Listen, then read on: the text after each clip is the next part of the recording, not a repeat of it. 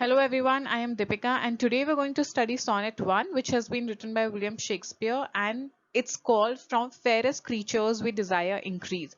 As we all know and I've told you in one of my videos that Shakespeare had written 154 sonnets and out of those 154 sonnets, 1 to 126 were dedicated to black youth. So here this sonnet is part of that first section of the sonnets 1 to 126 और उस section में भी 1 to 17 sonnets were called procreation reproduce और giving birth जिसको हम procreation का मतलब होता है वह दो sonnets तो ये उनमें से भी एक का हिस्सा है this is the very first sonnet that we're going to study अब आप अगर हेडिंग देखेंगे from fairest creatures we desire increase fairest has been refer to here someone who is beautiful और गुड लुकिंग अट्रैक्टिव और has a good personality so here we desire increase as in we want that good looking person or good looking people to increase as in to reproduce so that we can have more good looking people and attractive people here. So basically the entire sonnet is not about the internal beauty, it's all about external beauty, aesthetic beauty जिसको हम बोलते हैं appearance.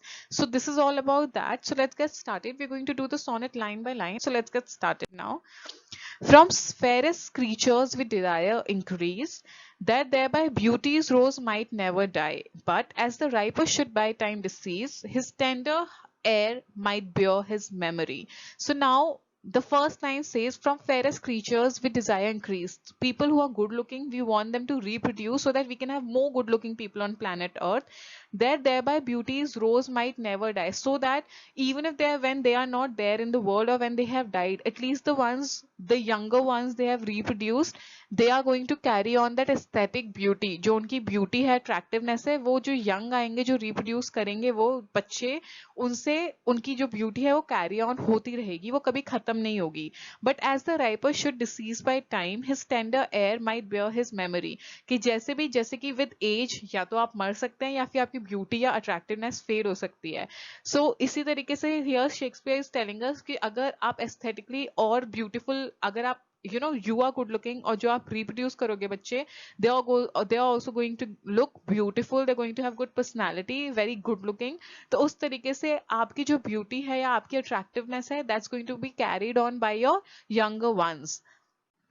But thou contracted to thine own bright eyes, feedest thy lights flame with substantial fuel, making a famine where abundance lies, thyself thy foe, to thy sweet self to cruel.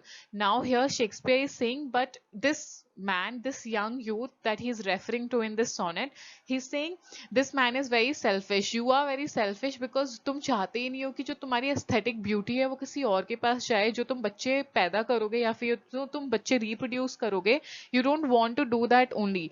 He says here making a famine where abundance lies that कि तुम इतने narcissist हो, इतने self obsessed हो, इतने self centred हो कि तुम चाहते ही नहीं हो बच्चे रिप्रोड्यूस करना.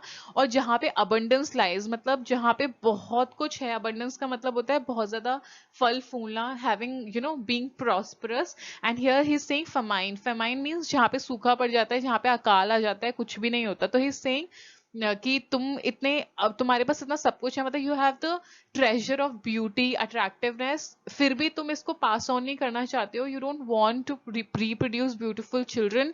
और इसकी वजह से क्या हो रहा है कि तुम अपनी जो ब्यूटी है वो कहीं पे भी नहीं पास कर रहे हो और उस वजह से जो अर्थ को अबंडेंस जो मिल सकती है एस्थेटिकली ब्यूटीफुल लगने वाले लोगों की, तुम उससे अर्थ को डिप्राइव कर रहे हो. thyself thy foe to thy sweet self to cruel. He's saying तुम अपने खुद के दुश्मन हो और तुम अपने जो तुम इतने sweet हो तुम उतने cruel हो क्योंकि तुम चाहते ही नहीं हो. Here Shakespeare is complaining, he's saying to this youth basically कि अरे तुम इतने ब्यूटीफुल हो लेकिन फिर भी तुम क्यों रिप्रोड्यूस नहीं कर रहे हो, जहां तुम जैसे लोगों की कमी है. अगर तुम रिप्रोड्यूस करोगे तभी तो और लोग आएंगे जो ब्यूटीफुल दिखने वाले होंगे. So basically these 4 lines are about that. Thou that art now the world's fresh ornament, कि मतलब जो तुम्हारी ब्यूटी है वो एक फ्रेश ऑर्नामेंट, एक फ्रेश ज्वेलरी की तरह है वर्ल्ड के लिए, because of his aesthetic beauty. And only herald to the gaudy spring, और तुम एक स्प्रिंग की तरह ब्यूटीफुल हो, फ्रेश हो. विद इन दाइन ओन बट बरियर्स दाई कंटेंट, कि तुम्हारे अंदर ही तुम्हारी ब्यूटी का कंटेंट दबा हुआ है. तुम्हारे अंदर ही छुपा हुआ है तुम्हारी ब्यूटी का राज। अगर तुम रिप्रोड्यूस करोगे तभी वो तुमसे आगे बढ़ पाएगा, वरना नहीं। And tender churl make us waste in niggarding. And he saying tender churl मतलब किस तरीके से तुम कंजूस हो, that you wasting your time in niggarding, as in narcissism में, सेल्फ ऑब्सेशन में तुम ये सब कुछ टाइम वेस्ट कर रहे हो। You are not willing to give your beauty, you not willing to pass on your beauty to the new ones, कि जो तुम रिप्रोड्यूस करोगे बच्चे, तुम चाहते ही नहीं हो कि तुम उनके पास तुम्हारी ब्यूटी जाए, एस्थेटिक लुक्स जाए, which is why you so unreluctant to reproduce.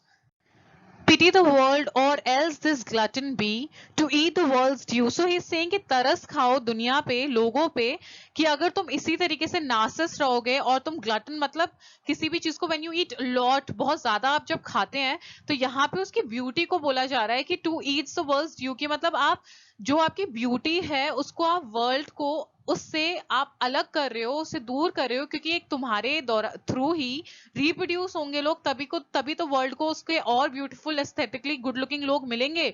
लेकिन तुम इतने नार्सिस्ट हो, तुम इतने ज्यादा सेल्फ ऑब्सेस्ड हो, इतने सेल्फ सेंटर्ड हो कि तुम चाहते ही नहीं हो कि वर्ल्ड को और तुम जैसे खूबसूरत लोग मिले। By the grave and the मतलब तुम चले जाओगे, तो how will that be possible. So this was all about in sonnet 1। I hope आपको वीडियो अच्छी लगी हो, and if you did like the video, kindly like it, share it with your friends and subscribe to my channel. Do not forget to hit the bell icon. I'll see you soon with my next video. Thank you for watching. Much love.